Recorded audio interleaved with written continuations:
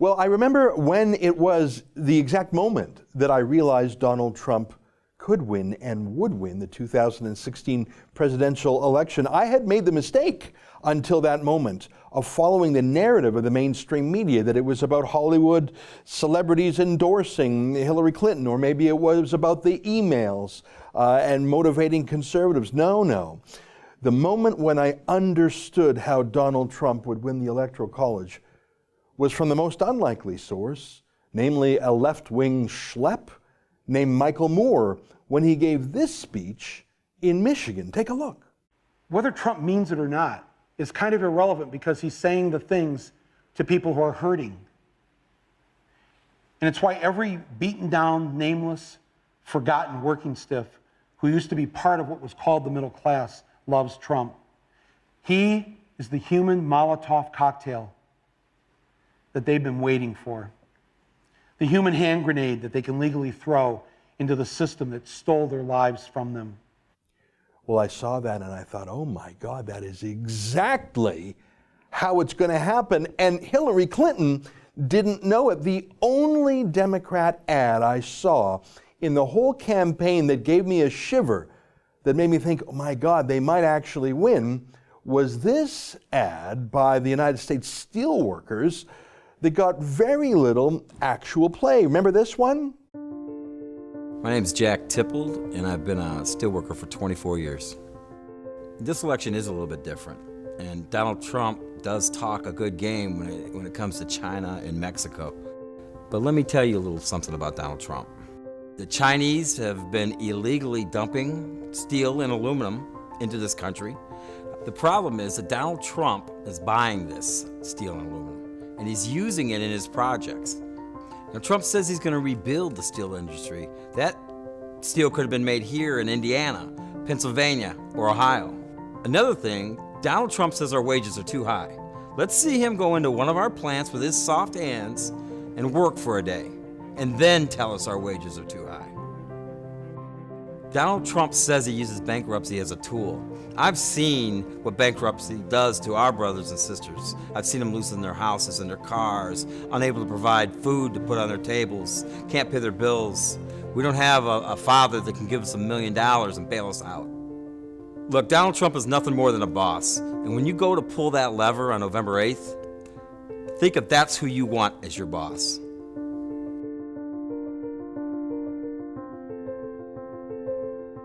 Yeah, I bet Jack Tippold's voting for Trump now.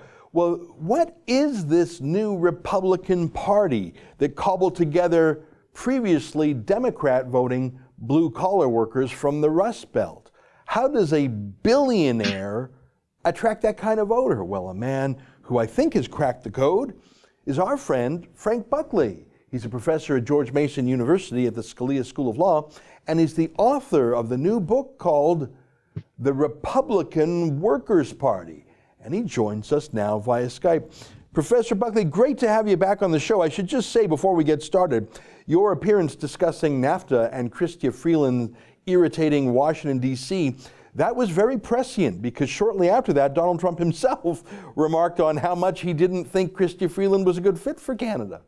Absolutely right. No, she was a disaster. And, full marks to Jared for pulling it off. A lot of people were worried about Trump being somebody who was just, totally opposed to any free trade agreement. What he showed is, no, he knows how to work the deal. Yeah. Right. Well, that's very interesting. And I encourage our viewers to go back and see that interview you did with me, which was one of our most popular in the last month, because I think you had the straight talk on NAFTA that Canadians just weren't getting from other media sources. But today I want to talk about something related, and you call it the Republican Workers' Party, and that's a phrase that I think a lot of folks on the left would regard as an oxymoron. I wrote a book once called Ethical Oil, and that made the left go crazy because they thought there's no such thing as ethical oil. Is that the same reaction you get to that phrase, Republican Workers' Party? Totally. It drove the left absolutely nuts. I debated a couple of lefties a couple of weeks back. Michael Kazin from Dissent Magazine and somebody from American Prospect, Robert Kuttner. And they were outraged by the use of the word workers. I mean, it's a label that Trump himself used, but they thought the Democrats had property rights on the word workers. And what I said was, at one time you did. There was an old honorable, Democratic Party, the party of Tip O'Neill, that worried about that sort of thing. Except that now you've become the party of transgender bathrooms and bicycle lanes. So you've given up, the old concern of the Democrats for, the average American worker, and you become the party of an ultra elite that's distanced itself from ordinary Americans. And you know what? We ate your lunch. Yeah. It's interesting. I've observed that in Canada. We've had a lot of debates up here, Professor, about oil and gas. So that's guys who work outdoors, wear hard hats, gals too, but mainly guys, drive trucks, drill things, mine things. They come home, they're tired, part of their body hurts. That used to be the bedrock of our socialist party up here called the NDP. But there's been a war against industry, and those guys, coal miners, perfect example. A coal miner would have been in a union and would have had a tough job and would have been, someone a left-wing politician would have tried to romance, but under Barack Obama and Hillary Clinton and the modern left, they try and stamp out coal, saying it's anti-environmental. They don't care about the workers. They care about, some frog of some sort or some bee of some sort. The NDP is a good example of what we're talking about. Hey, look, I became an American in 2014. Before then, I was simply a Canadian, and still am. And moreover, I'm a Saskatchewan boy, so I've met Tommy Douglas, and that was a different NDP. I mean, the same kind of thing has happened to the NDP right now. It's become the prisoner of identity politics, and it's not really on the side of ordinary Canadian workers. Same thing here. You know what? What's so interesting, I was just reading a little bit about your book. The Republican Party in the States, it certainly wasn't the Republican Workers' Party until Trump made it so. I mean, Mitt Romney, and I give him much more credit than many others do because he's I think he really is a good egg. He's been anti-Trump, but he's lived an exemplary life. I think, though, that a lot of Republicans and the Republican elite and the brain trust, it was sort of think tankers based in Washington who had academic debates about things and policies in the abstract. I think they were, in a way, disconnected from the regular cut and thrust of ordinary Americans' lives. It was sort of what Charles Murray wrote about in his book, Coming Apart. It was elite Republicans in elite postal codes rubbing shoulders with other intellectual elites, and they forgot about flyover country. They became sort of like the snobs of the Democrats, too. Yeah, absolutely right. I mean, they're an inside the Beltway group of people. They like to pretend that they're the brains of the outfit, but they're more like the stomach. They just eat up all of the donor money from conservative donors. And, the classic gap by Romney was a distinction between makers and takers, but that came from, the American Enterprise Institute.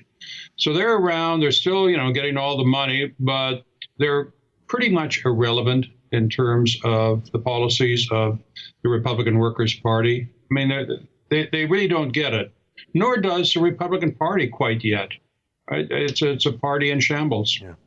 Well, one of the things that when I was a student, I would go to the Fraser Institute events, and they're very free market oriented, and I really admired Milton Friedman, the Nobel Prize-winning economist, and I still believe in those things, but I don't think the world is as simple as, well, if you bring in migrant workers, you pay 5 cents less for a tomato. That is absolutely true, but you have $5 in costs, whether it's crime or your health care and schools are overcrowded, or you have cultural changes that you didn't sign up for. So, I think that a purely economic analysis, like free trade, a unilateral declaration of free trade, which some libertarians would call for, or open borders of all sorts, those may make sense if you're only doing math, but if you're looking at other things, they're a real problem, especially in the age of mass migration and terrorism. That's my view. What do you think, Professor? Absolutely right. The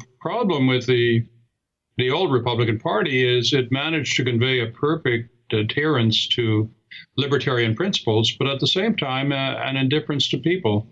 And, look, frankly, people are not going to vote on the basis of philosophy. right? I mean, they're going to ask themselves, is this guy going to make things better for us? And Trump communicated that wonderfully. Nobody inside the Beltway got it. But you drove outside the Beltway for 20 miles, and all of a sudden in 2016, that summer, all the signs said Trump, and many of them were hand-painted signs. Some of them were on the sides of barns, right? Those were the only things you saw. So if you lived outside the Beltway, you got it, right? But even now, people still have not quite figured it out. I remember watching Al Gore embarrass Ross Perot on tariffs, because Ross Perot was worried about libertarian free trade that had a corrosive effect on communities. And there was a meanness there, and Ross Perot was a little quirky, and he lost that fight. Yeah. And I've been following Donald Trump long enough to know that he was always against free trade, first with Japan and then with China and other places. And I always thought, that's not good. And even in his trade war that he threatened with Canada, it would make cars in America more expensive. It would have tacked on a 20% tariff on our cars. And I thought, well, that's going to hurt Americans. Well, it's true, it would make Americans pay more for fruit, more for cars. But the benefit that we weren't thinking of, just as libertarians, was when you also have men with jobs, and you also have communities that aren't hollowed out. Maybe you're paying people a little bit more at the Tim Hortons restaurant because you're not bringing in temporary foreign workers. So maybe you're paying an extra nickel for your coffee, but you've got a working wage for some. These are lefty thoughts, but a capitalist billionaire like Trump was articulating them. It's hard to grok if you're a old school conservative. Well, here's the thing that made all the difference in the world, and most people didn't notice it, but I did, and it was this. Back around 2012, for the first time, Americans reported that they no longer thought their kids would have it better off than they did. And Barack Obama got it and said, I'm going to make things better. And, the Republicans really simply didn't answer. I mean, Mitt Romney came out with a 57-point, plan of action, which really had nothing to do with the mobility I'm describing. And what I'm describing is the American dream. I mean, the American dream was dead, and Obama promised to get it back, and he completely failed, right? We were told to get used to the new normal. In his last year of office, the growth was about 1.7%, and we had thrown every little tool in the Keynesian toolbox at this. We had increased our debt from $10 to $19 trillion a year, and it didn't do a darn thing in terms of bringing back jobs. So, we had, on the one hand, a tone-deaf Republican Party. On the other hand, we had a Democratic Party that got it, but failed to produce anything. And there was Donald. And he was the one guy who firstly, you communicated he was tough enough to take on the Dems. And you see right now in the Kavanaugh hearings just the kind of toughness you need. And secondly, I mean, as opposed to all of the other Republicans, basically he said, look, I'm on the side of the ordinary Joe in all of this. Yeah. Well, let me ask you about another Republican leader. I'm referring to Scott Walker, the governor, who has had big battles with unions in his state. He's governor of Wisconsin, if I'm not mistaken.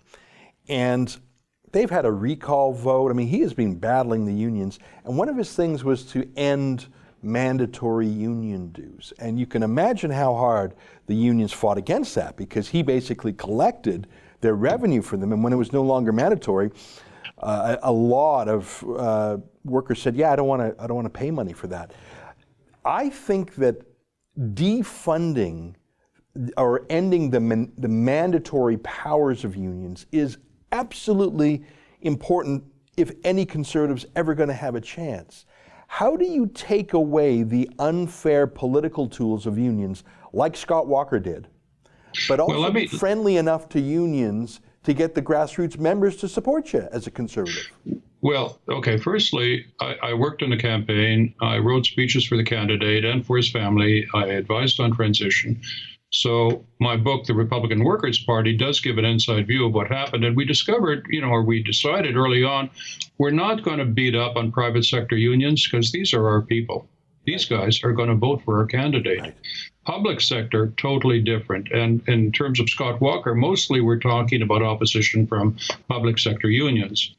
But we were on the side of private sector union members, and part of our message was, the best thing you can do for a union worker is make sure that he's got a job, right? So we wanted to provide the economic conditions where that would happen. And you know what? Guess what? The last 2 quarters we've had growth at 4%, 4.2 and 4%. Third quarter is going to be about the same. I mean, nobody thought anything like this was possible. I mean, Obama said it's going to be magic. That's the secret to it all. And the secret involved taking back all the things that the left dearly loves, the regulatory state, which is the pig pen in which they live, right? And, we gave tax reform, which basically matches or betters Canada's treatment of capital gains tax. In other words, America right now is a tax haven, right? Mm-hmm. In the past, we shipped jobs to other countries. Now we're shipping jobs to America from other countries. Yeah, and that is something. I mean, I'm a Trump fan. I honestly thought his promise of bringing factories back and heavy industry back, I thought that was just a pipe dream when Tim Cook, the CEO of Apple, announced that he was repatriating, $250 billion and paying an 11-figure tax for the pleasure of doing so. I thought, well, maybe it's true. If Apple's bringing $250 billion back to America and talking about high-tech manufacturing, my God, maybe it's true. Yeah. Let me say one thing else about the Republican Workers' Party. I mean, you might appreciate this, but it's not all that far different from a Stephen Harper Tory party, right?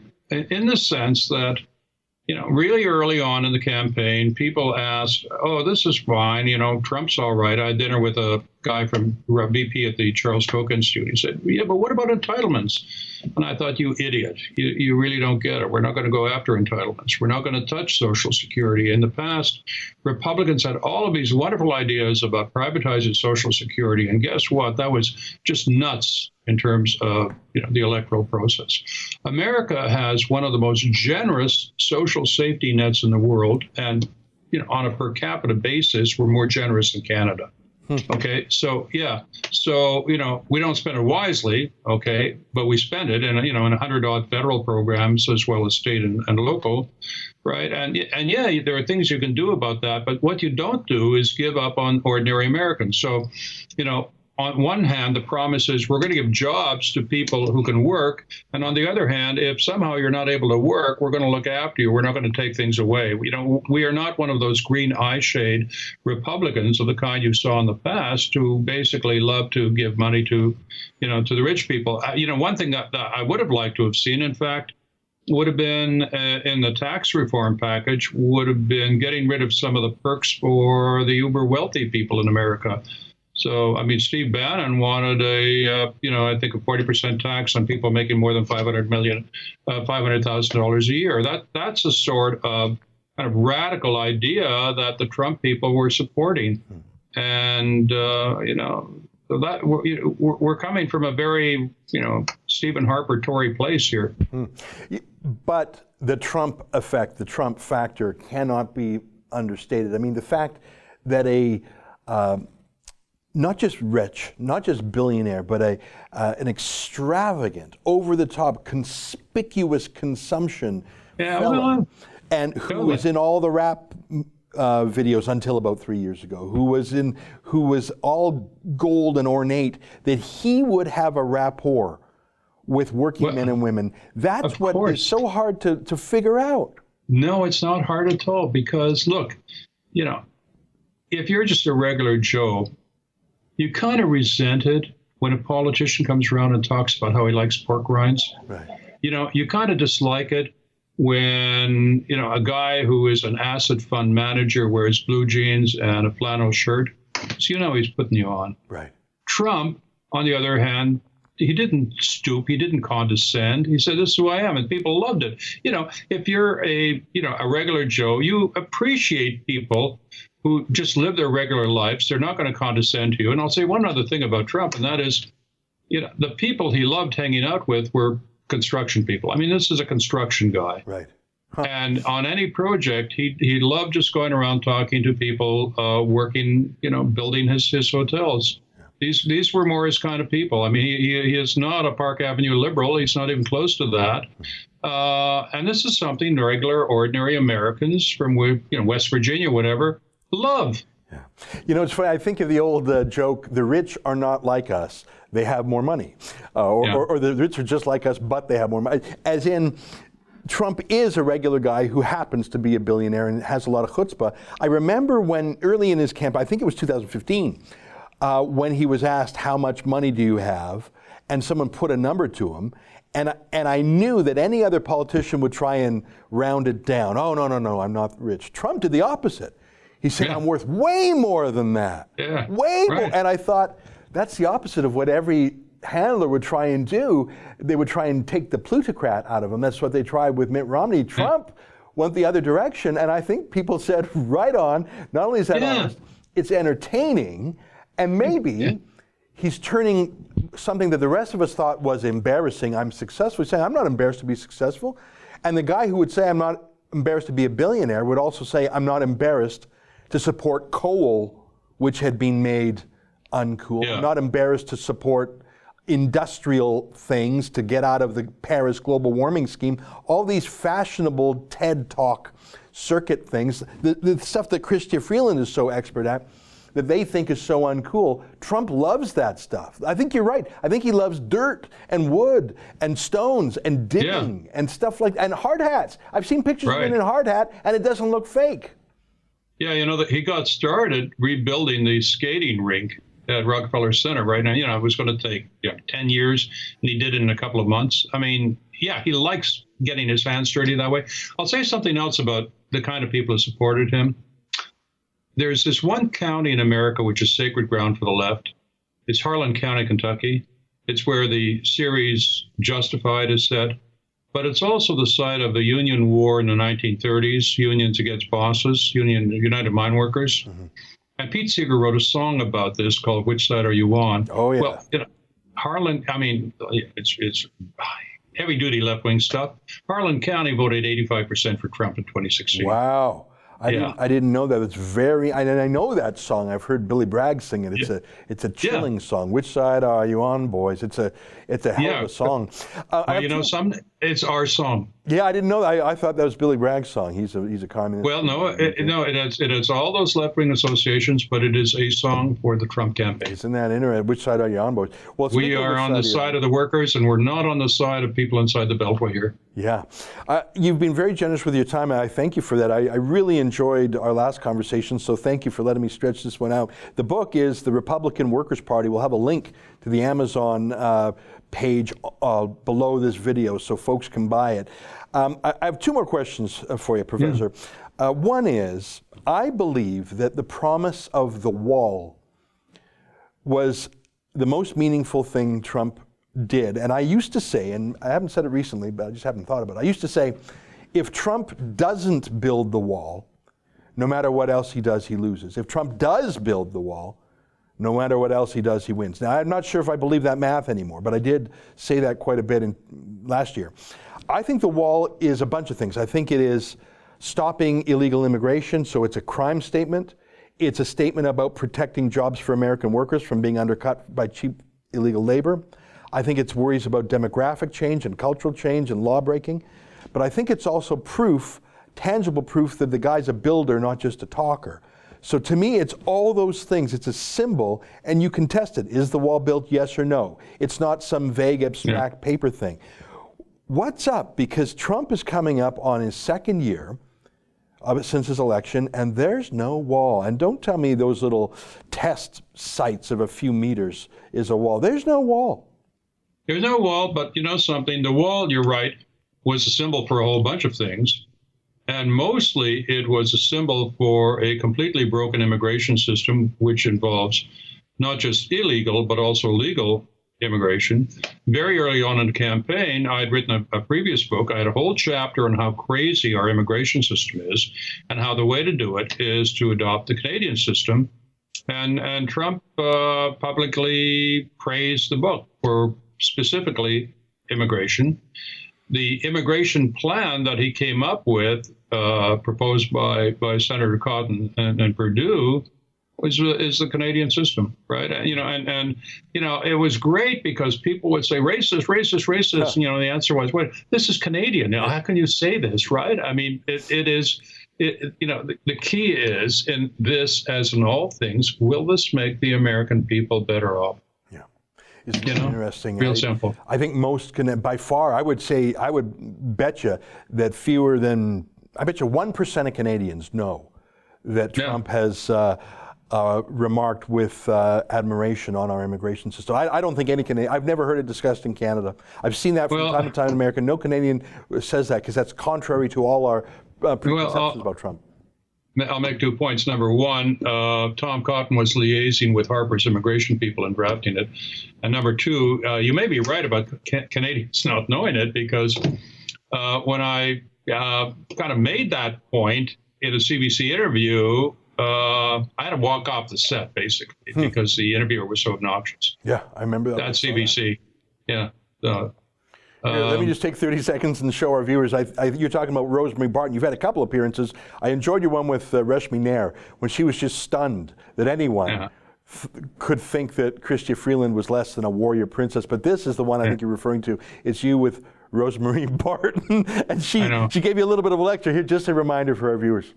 Well, we also have social liberalism, though, that allows people to be given things, and a government that is trying to correct social inequality. Over America is just astounding. The United States has a welfare system more generous than Canada. I know you don't believe it, it's true.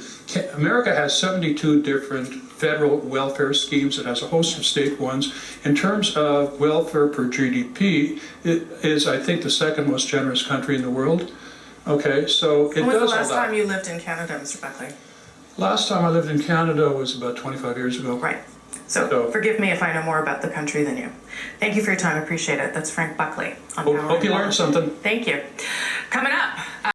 Well, Professor, you've been with us for almost half an hour, and I know you got to go, but please let me squeeze out one more question. Just thank you for indulging me.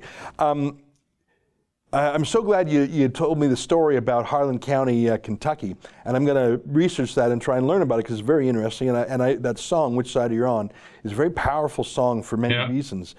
And I've often resented songs that prey on jealousy or envy, and sometimes socialist songs, "Which Side Are You On?" And the whole Occupy Wall Street movement, there was a very definite strain of envy and jealousy in tearing down others. But well, you know what we did? We called them out for their hypocrisy. Yeah. Well, they said they were on the side of ordinary people, and we said, "You are cruel hypocrites." Well, here's where I was going with that. There are some forms of elitism that either are not earned or are abused. And so when I say "Which side are you on?" I don't think of a billionaire who earned his way through genius and hard work. When I think of "Which side are you on, boys? Which side are you on?" I think of the abusive liberties taken by Mark Zuckerberg, Jeff Bezos, Tim Cook, Jack Dorsey of Twitter, the people who use our information technology that has us all hooked and has us all dependent on them, and who are now, once we're in, using them abusively to censor and shame and scold and put their finger on the scale of elections and shut down voices they disagree. And they're almost all left-wing, they're almost all Democrats, they're almost all in San Francisco area, and they have more power than the Rockefeller, Carnegies of their day. And you had Reagan bust the trust with the phone companies, you had Teddy Roosevelt bust the trust with some of the oil companies. Is this something Donald Trump would say, "I'm going to help the little guy, I'm going to help 350 million little guys in North America, and I'm going to take on those privileged elites that are abusing their privileges"? Well, Americans are pretty good at sniffing out hypocrisy for the most part. And, we really smell it from the left, from the elite left, because they're Bourbons who pretend that they're Jacobins, and it doesn't fit. Now, tell me what you mean by that. I saw that note, and I know a little bit about the Bourbons and the Jacobins, but not enough to be smart about it. Yeah, well, these are the guys who are basically in the position of the French aristocracy circa 1780, and they pretend that they're the guy running the guillotine, and they're not. They're the guys who are being executed, right? Or should be. So, like I say, it all smells, and we can figure out the hypocrisy behind it, and we know they're not on our side. Yeah. Well, it'll be interesting to see what he does, because as I've said, if Trump doesn't bust them, they'll bust him. I really believe that. Well, Professor, I can't keep you any longer, although I would enjoy it. And maybe one day we'll have to sit down over a beer and I'll steal you for an hour. But I know our viewers really enjoyed your last visit with us, so thank you for being back here. And congratulations on the book. We'll just put it up on the screen here for one more moment. It's called The Republican Workers' Party. And folks can get it on Amazon on the link below. Great to see you again. Thank you. It's always great to be with you, Ezra. Thanks so much. Well, my pleasure. There you have it. Professor Frank Buckley of George Mason University's Scalia School of Law. The book, The Republican Workers' Party. I think it is a form of a Rosetta Stone to understand Trump and his victory. What do you think? Let me know. Send me an email. That's an excerpt from my daily show, The Ezra Levant Show, weekdays at 8 p.m. Eastern. Every day I do a monologue, interview a guest, and read my fan mail and my hate mail. To subscribe, go to therebel.media/shows.